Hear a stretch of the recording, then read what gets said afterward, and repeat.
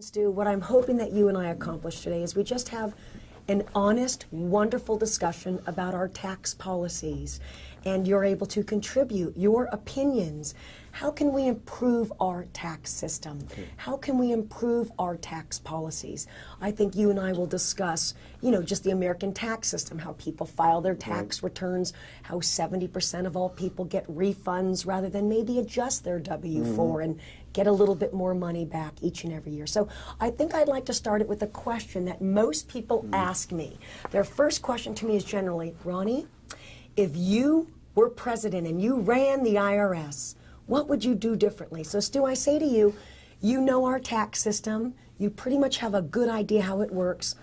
What are your thoughts on how we can improve our tax system? I honestly, Ronnie, with all due respect for an opening question, I really wish you didn't put me in this compromising situation of thinking if I were president, then I'd have a dichotomy here. I'd have to start thinking about what I can do for the benefit of the taxpayers. And there's a point here. I don't mean to make an attempt at humor or run for a second term as president. That's where that real conflict lies. And one can certainly understand it within the political realm, that in order to get where you are, you've got to put political spin and play that political game. But let's assume for a second, hypothetically, that I were your one-term president and I weren't running for a second term, another bold-faced lie.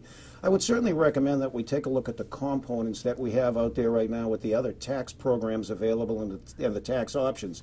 We hear right now about a progressive or a graduated tax. You hear about a regressive tax. Well, the way the tax system is set up today in the 6 different tax categories, it really is tantamount to an aggressive tax or an oppressive tax or a submissive tax or a suppressive tax. I would take a look at all of the options out there and try really to find the best of each of those options to implement. And you and I, when you think about politics and how it affects our taxation system, I love your honest point, Stu, that we know if we were president that we have that balancing act of how do we satisfy the needs of our taxpayers who support this wonderful country we live in, but how do we also accomplish our own agenda? So when you and I step back and think about the average taxpayer, what do you think the average taxpayer knows about our tax system? I honestly, Ronnie, think that the average taxpayer knows very little. First of all, even if you're sophisticated, like looking at health care that nobody's ever read, you look right now at the Gettysburg Address. I think it was 292 words. You look at the Constitution, which is 5,000 words. You look at the Bible, which is 770,000 words, and I think you got about 9 million words in the tax code. Other than Roni Deutch, I'm not sure anybody would possibly understand it. Those are for the people who are so sophisticated that our own people in power in office, without mentioning names, we know about tax evasion. All we have to do is look at the Finance Committee. We have to look at the Secretary of the Treasury. And I'm not here to indict anyone. There are honest mistakes that are made because it is so complicated and complex that I think the average person knows really very little. I think the average person is intimidated, and as you know, and if I learned from you, the average person overpays his or her taxes by $2,000 per year. Do you know how much paperwork, bureaucracy, and cost that is? That 70% of the people out there are probably 70 to 80 or 90% are unaware of any of the basics in terms of how the tax system works or what they should pay. We pay, I say collectively, we pay out of fear because we don't want to get audited. We don't want the government down on our backs to take a look at what's happening. The IRS, 116,000 jobs, 16,900 jobs as part of a bill over the next 5 years. What do you think they're going to do to justify the income coming into them? It's to inflict more damage on the American people. Yes, and I love the point when you talk about the IRS system and you've got 120, 130,000 employees there. Why is it, Stu, that we look at the IRS with such fear, that we view them as that boogeyman, as that person hiding in the closet that's going to come get us, that big bad wolf? Why do you think taxpayers in general view the employees at the IRS with such disdain and anger? Well, let me respond to that. It may not be the best possible analogy. But if I went, for example, for a biopsy, and the doctor said to me, 98 to 99% certain that when we do this biopsy, the result will be benign. I go home. and I think about the 1 or 2% possibility that I have of having cancer and a malignant cancer, and suddenly in my mind it escalates to 30, 40, 50%. Fear is the biggest driver in the stock markets. Fear is the biggest driver in terms of how the average person reacts. It's total and utter fear. And that really, I think, is the best analogy that I can come up with. Yeah, and so let's talk a little bit about that fear and what it does to people who owe the IRS. Certainly you know, Stu, that I'm out there fighting for the underdog, the person that owes the IRS, has no financial ability to pay.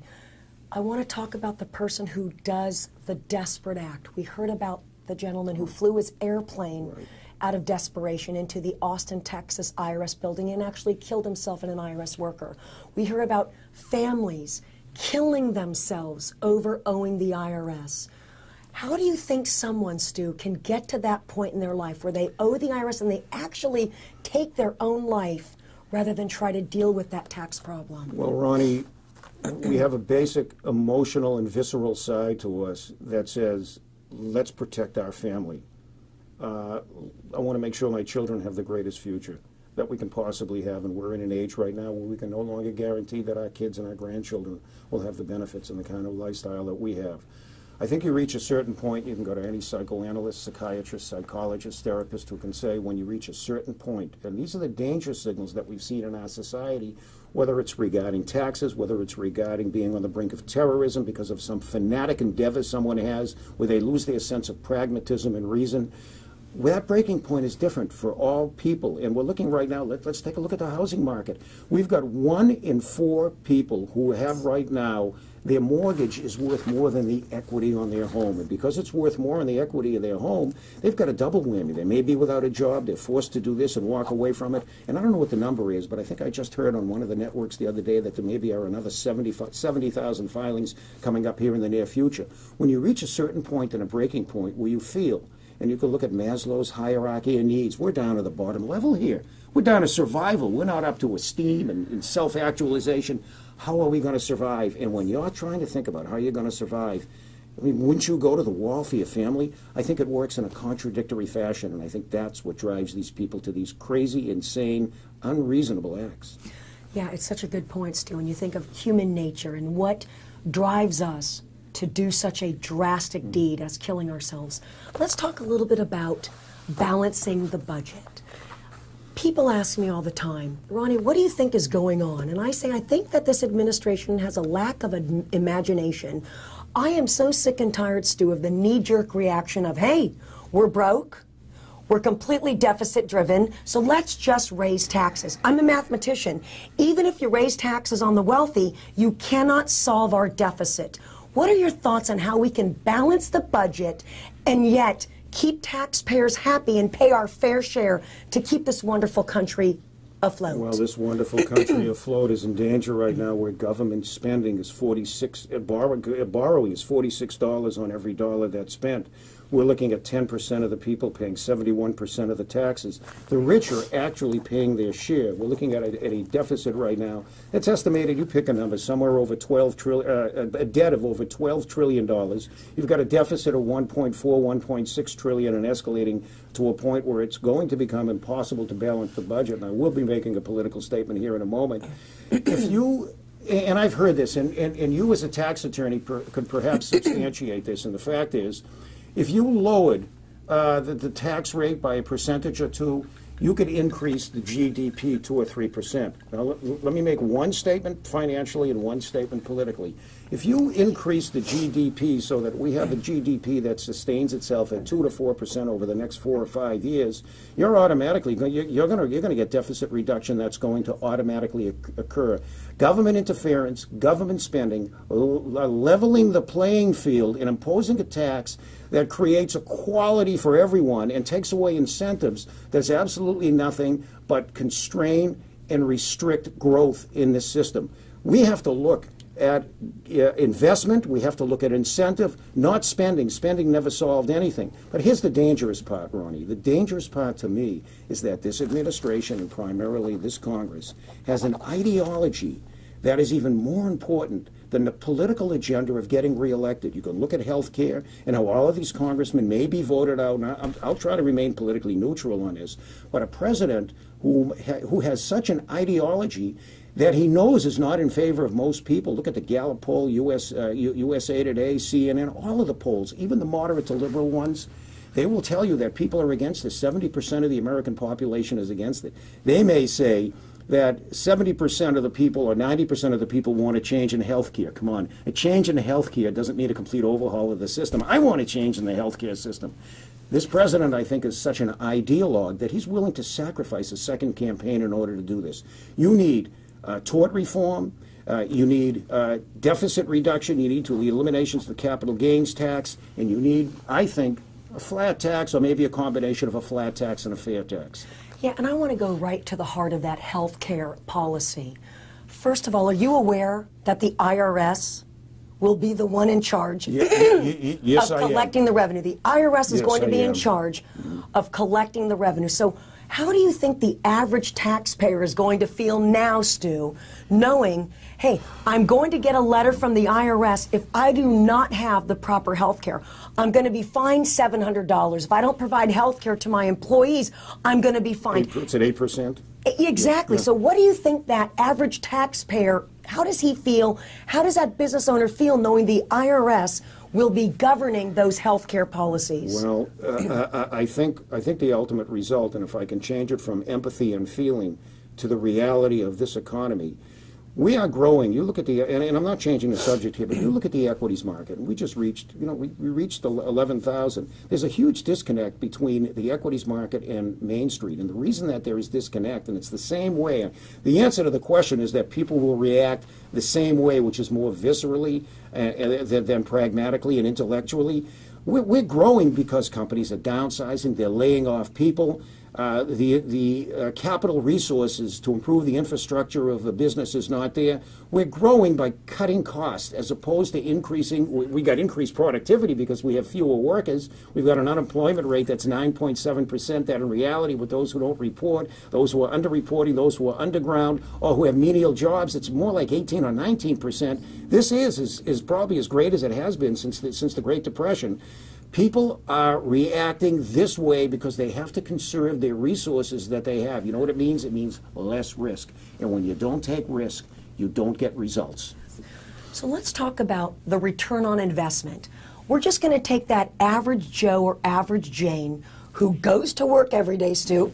They go to work, they work extremely hard, they support their families, and all of a sudden they're hit with a tax bill. So they do their taxes on April 15, they pay the IRS. How do you feel their return on investment is? For example, in California where unemployment is 18%, how do you think $22 billion in the red or exactly, something? Yeah. How do you think they feel about the educational system there, the criminal justice system in our country, immigration, all the money that they pay in taxes? What do you think they're feeling about their return on investment for the taxes that they pay to our government? Well, the return on investments is there is no return. It's actually negative ROI. And this will be further complicated by virtue of the healthcare system, which I probably didn't appropriately address to its full extent when you just asked me. We're going to take 30 million people and add them to the lines here of the insured, which means that we're going to get 21% less in terms of the medical profession being involved with the government takeover. We don't have the natural resources. Medicare is going to be affected. And the fact is it's going to ultimately lead to rationing. Let's now take that to the case of the federal government or the IRS here in control right now of education and the fact that admissions to colleges is going to be under government control. We're looking at a government enterprise. And I don't want to be too far out here in using those strong words like Marxism, but let's just say even moderately a predisposition towards socialism that we have. You look at that, you look at the education system, you look at our healthcare system, the issue of illegal immigration, where we are now really going to have to share and pool our resources. You know what it does? It says to somebody who believes in incentive, in the free enterprise system and the entrepreneurial system, why should I work harder to make more money? I'm only going to be giving it back to a government entity which is going to recklessly spend my money on earmarks. They're going to be spending my money on pork barrel spending. And if you look at the rail system, if I may use one example, from Los Angeles to Las Vegas. My money's going for that. My money's going for the research on things that will bring no benefits. There's no stimulus package. There was no real bailout package. I don't believe we've seen the consequences yet. And you, as a tax expert, can certainly talk about these consequences that will begin to kick in 2014 when our current president may not be the president of the United States again. Yeah, so let's talk about tax reform. As you know, Commissioner Schulman stated that by 2011, he wants every tax preparer throughout the United States to be regulated. Because as you know, Stu, you and I right now could go to any state other than California and Oregon where you've got to be certified. But every other states do. You take a little class, you just have a pulse, and boom, you could do someone's taxes. What do you think about regulating the industry? Do you think that is a good decision? Well, we certainly need regulation in the sense that government serves a function. I mean, government is here to ensure the safety of its citizens, to provide for natural disasters, to make sure we're adequately financed for our military.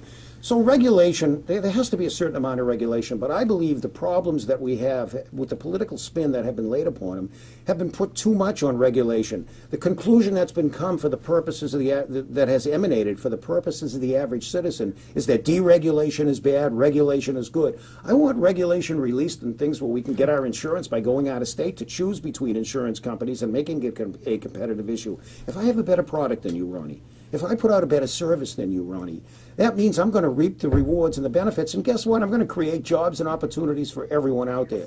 So when you look at the issue of regulation, let's not take it out of context in the same way people say, well, those who object to the health care program don't want changes in health care. Bunk, baloney, it's not true. I don't object to regulation, except I want to know who's going to be on the board of overseers to oversee the people who enforce the regulation.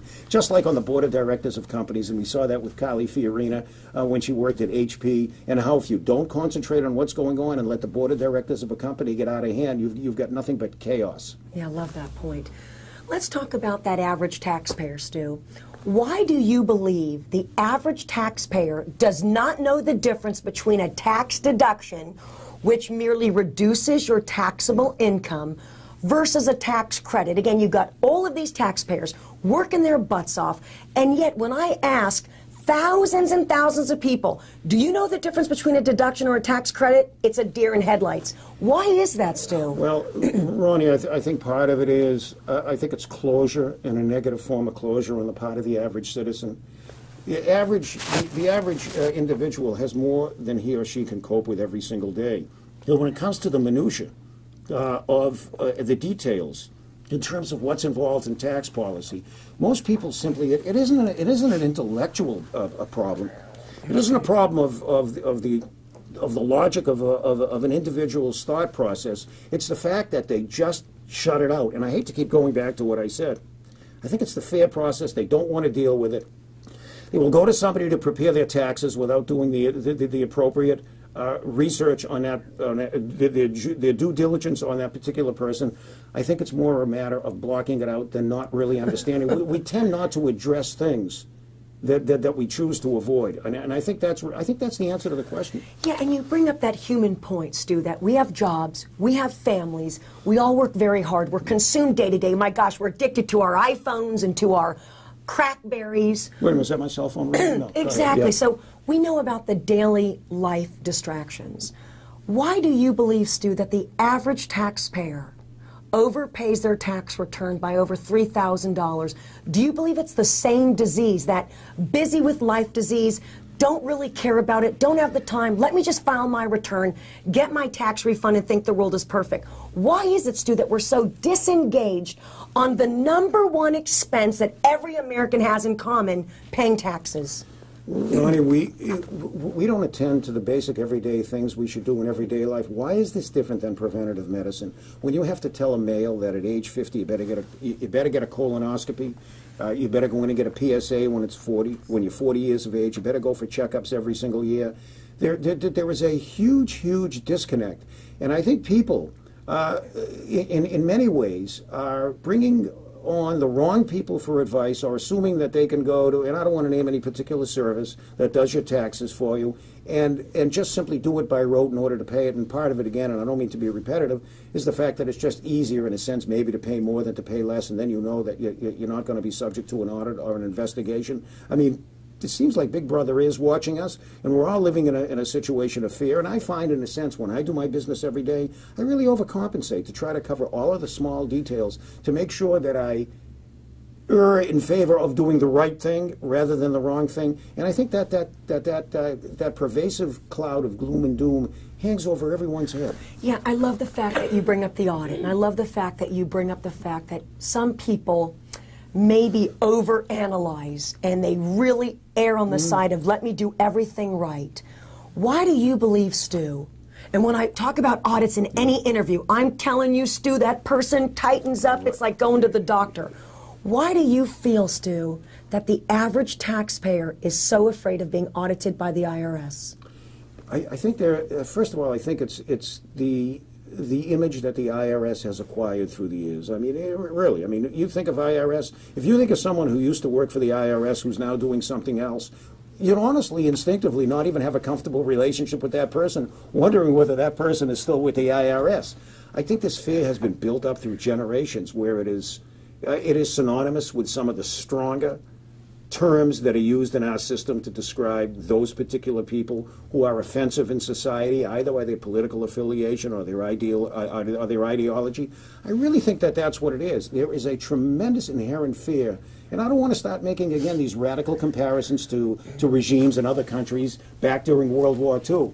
But it is not unreasonable, really, to think about it. When you think about the potential right now with organizations that, if you talk about cap and trade and global warming, that where we're heading in this society where privacy, which was once a treasure, and it certainly should be upheld in the Constitution, that people are actually going to come into your home, and if your thermostat is 4 or 5 degrees above where it should be, you're going to end up being taxed for it. You're going to be taxed for everything. You're going to be taxed right now in tanning salons and soda and liquor. There's going to be a tax levied on every single thing. And I think in part, this is really the objection to some of the other options for solving the problems. Like you look at the value-added tax in Europe, and the fact that, you know, on the surface it sounds good, but the value-added tax is something that's just put on top of the income tax to have incredible costs. And where does it hurt? It hurts the businesses who, in terms of the expenditures that they have to make, are going to suffer the consequences of a value-added tax in Europe.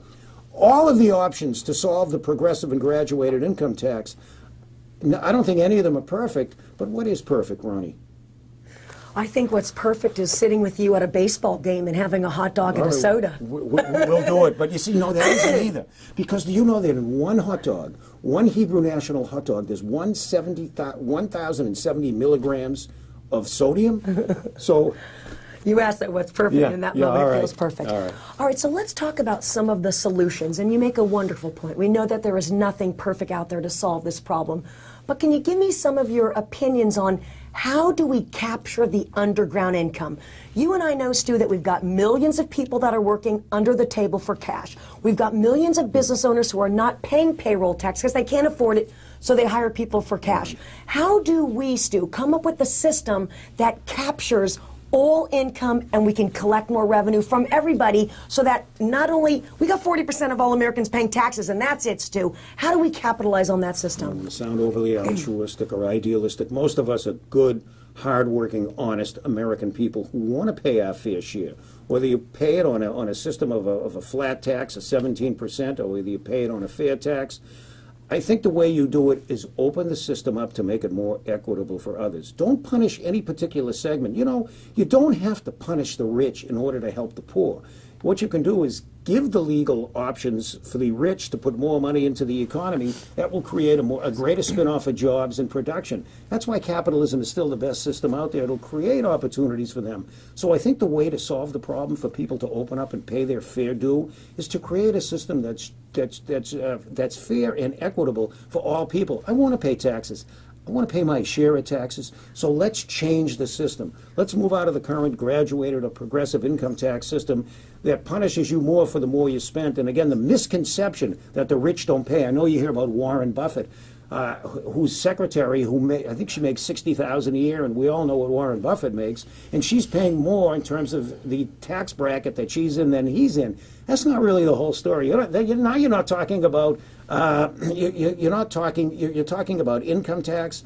But you're not talking about a capital gains tax, and that's where the difference lies. And the rich do pay more than anybody else right now. So if we could create a system that's equitable, that is fair to everyone, because you're not going to change that bell-shaped curve, I think people will be more than happy to.